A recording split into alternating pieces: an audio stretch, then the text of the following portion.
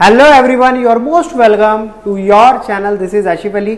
बच्चों, हमारा चल रहा था अकाउंट्स क्लास 11 का चैप्टर नंबर 2, जिसकी कुछ बेसिक अकाउंटिंग टर्म्स हमने कंप्लीट कर ली थी इससे पहले की वीडियो में। मैंने इस चैप्टर के नोट्स भी आपको प्रोवाइड करा दिए हैं। वीडियो के डिस्क्रिप्शन में टेलीग्राम चैनल का लिंक दिया था, बोला था वहाँ से क्लिक करके आप अपने नोट्स डाउनलोड कर सकते हो और अपना जो चैनल है उसे भी आप ज्वाइन कर सकते हो।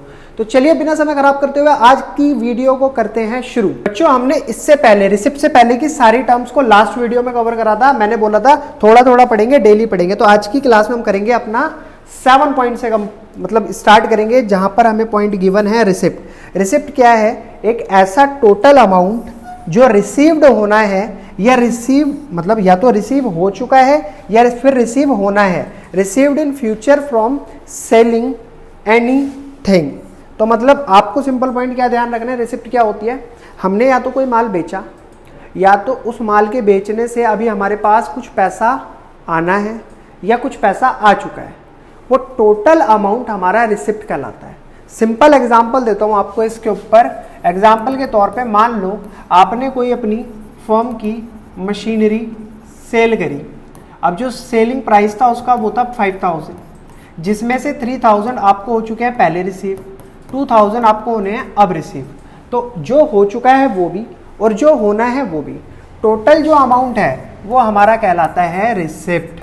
आई होप समझ आया होगा आपको अच्छे तरीके से। चलिए नेक्स्ट पॉइंट पर चलते हैं। रिसिप्ट के बाद रिसिप्ट भी बच्चों दो तरीके की होती है, एक होती है रेवेन्यू रिसिप्ट, एक होती है कैपिटल रिसिप्ट। दोनों में क्या डिफरेंस है? बढ़िया सिंपल रियल लाइफ एग्जांपल से समझा दूंगा, बस ध्यान से सुनते रहो। नॉन रेवेन्यू बेस्ड ये जो रेवेन्यू रिसिप्ट होती हैं, ये इसे हम कह सकते हैं ये कोई रेवेन्यू बेस्ड नहीं है। यानी कि आप ऐसा कह सकते हो कि जो मशीन पहले हमारे मतलब डेली के यूज में आया करती थी, उस मशीन को हमने सेल कर दिया, ठीक है, और उस पैसे को हमने अपने डेली यूज में ले लिया, तो वो हो जाता है हमारा रेवेन्यू रिसिप्ट। इसके एग्जाम्पल में आप सेल्स वगैरह भी ले सकते हो।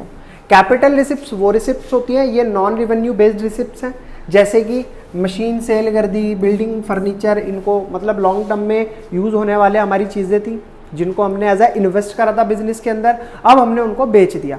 उनको बेचने से जो हमारे पास पैसा आएगा, और या तो फिर मैं उसको री इन्वेस्ट करूं या ना करूं, वो एक अलग चीज़ है, बट वो उन मशीनों को बेचने पर, फिक्स एसेट्स को बेचने पर जो मेरे पास पैसा आया वो मेरी कैपिटल रिसिप्ट है। सिंपल पॉइंट है। यहाँ पर आता है नेक्स्ट पॉइंट, एक्सपेंडिचर। बच्चों, एक्सपेंडिचर होता क्या है? एक ऐसा अमाउंट जो कि हम खर्च करते हैं किन चीज़ों को परचेज करने में? Asset, goods, services. इन चीज़ों को परचेज जब हम करते हैं तो हमें यहाँ पर कुछ पे करना पड़ता है। वो पेमेंट जो हो रही है, वो खर्चा जो हो रहा है, वो कहलाता है एक्सपेंडिचर। एक्सपेंडिचर भी बच्चों 3 तरीके के होते हैं। पहला एक्सपेंडिचर होता है हमारा कैपिटल एक्सपेंडिचर, कैपिटल नेचर का। दूसरा होता है रेवेन्यू एक्सपेंडिचर। इंपॉर्टेंट टर्म है बच्चों, बहुत बच्चे 11 से 12 तक आ जाते हैं लेकिन उनको ये टर्म्स ही पता नहीं होती। तो इसीलिए मैं आपको ये ऐसे रियल लाइफ एग्जांपल से समझाने की कोशिश कर रहा हूँ कि जिससे आपको 11th में तो याद रह ही रहे, आपके 11th के एग्जाम में भी काम आए, और आपके 12th के मतलब जो भी आपके सामने क्वेश्चंस वगैरह आएंगे उनमें अगर ऐसी टर्म्स आ जाती है तो भी आपको पता रहे कि हमने क्या पढ़ा है। तो यहाँ पर सबसे पहले समझेंगे बच्चों कैपिटल एक्सपेंडिचर होता क्या है। इन एक्वायरिंग और improving asset increase the earning capacity of business. ऐसा खर्चा जब कंपनी अपनी अर्निंग कैपेसिटी को बढ़ाने के लिए करती है। अब उसको बढ़ाने के लिए कंपनी क्या कर सकती है? हो सकता है और मशीन परचेज कर ले, हो सकता है उन मशीनों को रखने के लिए उसके पास जगह ना हो तो वो और जगह का इंतज़ाम करे, फिर वहाँ मशीन रखी जाएंगी और लेबर हायर करी जाएगी, मशीनों से काम होगा, तो यहाँ पर अर्निंग कैपेसिटी बढ़ेगी। तो ऐसे खर्चे जो हमने अपने बिजनेस की अर्निंग कैपेसिटी को बढ़ाने के लिए करे वो कहलाते हैं कैपिटल एक्सपेंडिचर। दूसरे आते हैं बच्चों revenue expenditure. It's benefit exhausted with in the accounting period. Example के तौर पे सैलरी और रेंट। ये इस टाइप के खर्चे होते हैं रेवेन्यू एक्सपेंडिचर जो 1 साल के भीतर हमें फ़ायदा देते हैं। जैसे मान लो मैंने आज कोई एम्प्लॉय अपनी फॉर्म के अंदर रखा है, अब क्या होगा, वो 1 महीने तक काम करेगा। 1 महीने काम करने के बाद उसका हो जाएगा सैलरी का टाइम। मैंने उसको सैलरी पे करी तो मतलब उसका बेनिफिट मुझे कब तक मिला? 1 महीने तक। ऐसा खर्चा जो मैंने 1 महीने के अंदर पे करा और मुझे उसका बेनिफिट 1 महीने तक। अब मैं उसको बोल देता हूँ कि भाई अब मैं तुम्हें आगे सैलरी पे नहीं कर पाऊंगा, तो क्या उस खर्चे मतलब वो जो रेवेन्यू एक्सपेंडिचर था, क्या मैं उससे बेनिफिट उठा सकता हूँ? वो छोड़कर चला जाएगा। या फिर आप एग्जाम्पल के तौर पे यहाँ पर कह सकते हो कोई मैंने रूम ले लिया रेंट वगैरह पर, तो क्या मुझे 1 महीने से ज़्यादा अगर मैं उसका खर्चा पे नहीं करता तो उसका बेनिफिट मिलेगा? नहीं, मुझे वो खाली करना पड़ेगा। ये थोड़ा सा नाम बड़ा है लेकिन पॉइंट बहुत सिंपल है। डेफर्ड रिवेन्यू एक्सपेंडिचर होता क्या है बच्चों? ऐसा रिवेन्यू एक्सपेंडिचर जो कि बेनिफिट देता है। खर्चा आप आज करोगे और हो सकता है इसका बेनिफिट आपको 2 साल, 3 साल, 4 साल तक मिलता रहे। फॉर एग्जाम्पल मान लो आज से जब 9 साल पहले, 10 साल पहले हमने अपनी लिम्रा एकेडमी ओपन करी थी, तो उस टाइम पर हमने ना कुछ एडवर्टीजमेंट कराए थे। तो वो एडवर्टीजमेंट जब हुए तो वो करंट ईयर में थे, जिस ईयर में हमने अपनी एकेडमी ओपन करी थी। लेकिन बेनिफिट इसके 2 या 3 सालों तक हमें मिले उस एडवर्टीजमेंट के। फिर उसके बाद 2-3 साल के बाद जाकर क्या हो गया, मार्केट में अच्छा हमने अपना सब कुछ सेट कर लिया। फिर उसके बाद माउथ टू माउथ पब्लिसिटी होने लगी, काम और बढ़ने लगा। फिर एक टाइम ऐसा है लॉकडाउन के टाइम में काम जो है बहुत तेज़ी से गिरने लगा।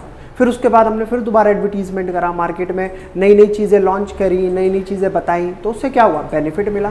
तो खर्चा मैं 1 साल में कर रहा हूँ लेकिन उस खर्चे का फ़ायदा मुझे अगले आने वाले 2-3 सालों तक हो रहा है, तो वो कहलाता है डेफर्ड रिवेन्यू एक्सपेंडिचर।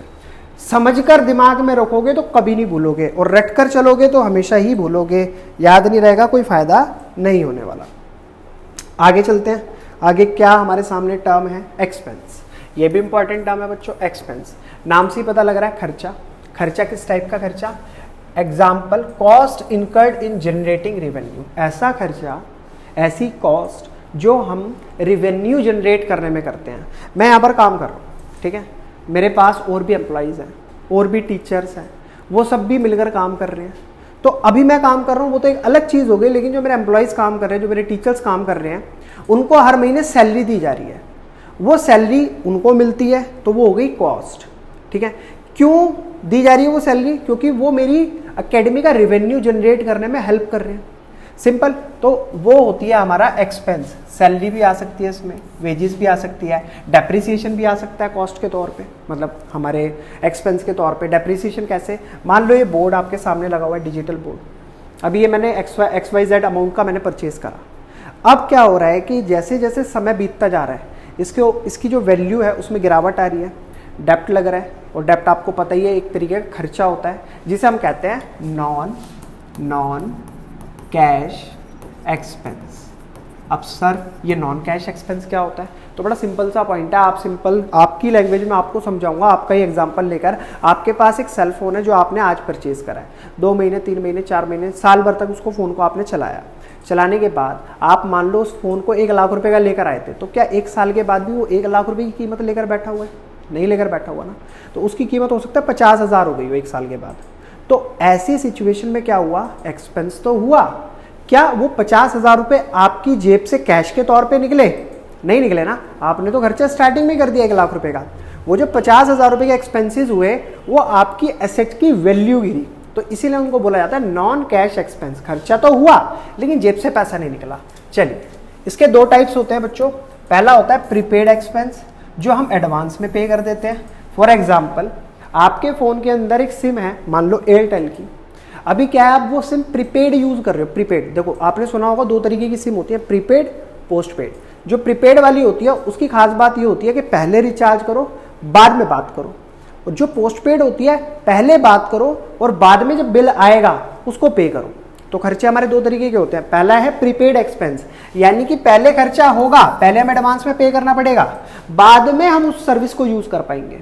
और जो आउटस्टैंडिंग एक्सपेंसेस होते हैं, जिन्हें हम पोस्टपेड कहते हैं, वो होते हैं कि हमने यूज तो कर ली सर्विस लेकिन अभी तक उसको पे नहीं करा, बट नॉट येट पेड, अभी तक पेमेंट नहीं करी, तो वो आउटस्टैंडिंग के अंदर आ जाती है, आउटस्टैंडिंग एक्सपेंस। इसमें फॉर्मूला आता है कि निकलकर, इनकम अगर हमें निकालनी है, इनकम अगर किसी को पता करना है उसकी इनकम क्या है, तो पहले वो ये देखे कि वो रेवेन्यू कितना जनरेट कर रहा है। अब रेवेन्यू के तौर पे क्या हो गया, सेल कितनी हो रही है, तो उसमें से हमें माइनस करना पड़ेगा जितने भी खर्चे हुए हैं, जितने भी एक्सपेंसेस हुए हैं।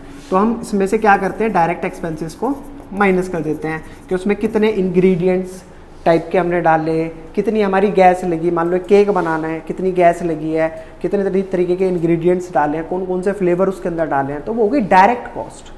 तो जो मेरा रेवेन्यू जनरेट हुआ उसमें से डायरेक्ट कॉस्ट माइनस करते हैं, तो हमें पता लग जाता है हमारी इनकम क्या है। नेक्स्ट इंपॉर्टेंट पॉइंट आता है बच्चों प्रॉफिट। प्रॉफिट किसे कहते हैं? ऐसी income earn by the business from its operating activity. तो जो प्रॉफिट होता है ना, वो बिजनेस अपनी ऑपरेटिंग एक्टिविटीज से कर कर कैलकुलेट निकालती है। मतलब ऑपरेटिंग एक्टिविटीज जैसे मेरा काम आलू बेचने का है, सिंपल, मैं आलू बेचता हूँ। अभी मैं आलू की जगह किसी को दूसरा मतलब नया फ्रिज दिलवा देता हूँ, तो क्या वो मेरी ऑपरेटिंग एक्टिविटी होगी? नहीं हुई ना। मेरा बिजनेस तो आलू बेचने का था और मैं क्या ये इलेक्ट्रॉनिक आइटम्स दिलवाता फिर रहा हूँ लोगों को और वहाँ से प्रॉफिट कमा रहा हूँ, तो वो प्रॉफिट में काउंट नहीं होगा। वो हमारी नॉन ऑपरेटिंग एक्टिविटी है। हम प्रॉफिट कहाँ से देखते हैं? जो हमारी ऑपरेटिंग एक्टिविटी से निकाला गया हो।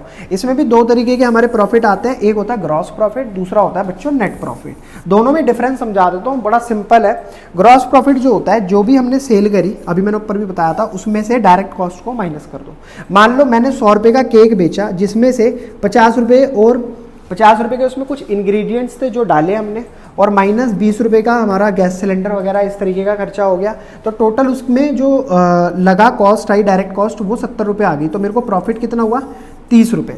तो ये होता है ग्रॉस प्रॉफिट, मोटा मोटा निकाल लिया। अब बात करेंगे नेट प्रॉफिट की। तो ग्रॉस प्रॉफिट में से भी फिर माइनस करा जाता है, ये जो ग्रॉस प्रॉफिट है इसमें से माइनस करा जाता है जिन वर्कर ने उसे बनाया उसकी सैलरी, जो डेप्रिसिएशन XYZ, कुछ भी मतलब ऐसा एक्सपेंस जो उसके बाद लगता है, ठीक है, डायरेक्ट के बाद लगता है, तो उनमें से हमने सब कुछ मिलाकर लगा लिया 10 रुपये का और अलग से खर्चा हो गया। तो यानी कि अब मेरा जो प्रॉफिट आया वो नेट प्रॉफिट है 20 रुपये। क्लियर है मेरी बात? तो फॉर्मूला लर्न कर लेना, gross profit minus other expenses. Other expenses में क्या हो सकते हैं? सैलरी हो सकता है, डेप्ट हो सकता है, और इनडायरेक्ट कॉस्ट वाली चीज़ें हो सकती हैं। और ग्रॉस प्रॉफिट में क्या है, क्या माइनस करना होता है? सेल में से सीधा डायरेक्ट कॉस्ट को माइनस कर दो। अब सर नेक्स्ट पॉइंट आता है प्रॉफिट। बच्चे सोचते हैं कि प्रॉफिट और गेन सेम चीज होती है। नहीं बच्चों, बिल्कुल गलत बात है।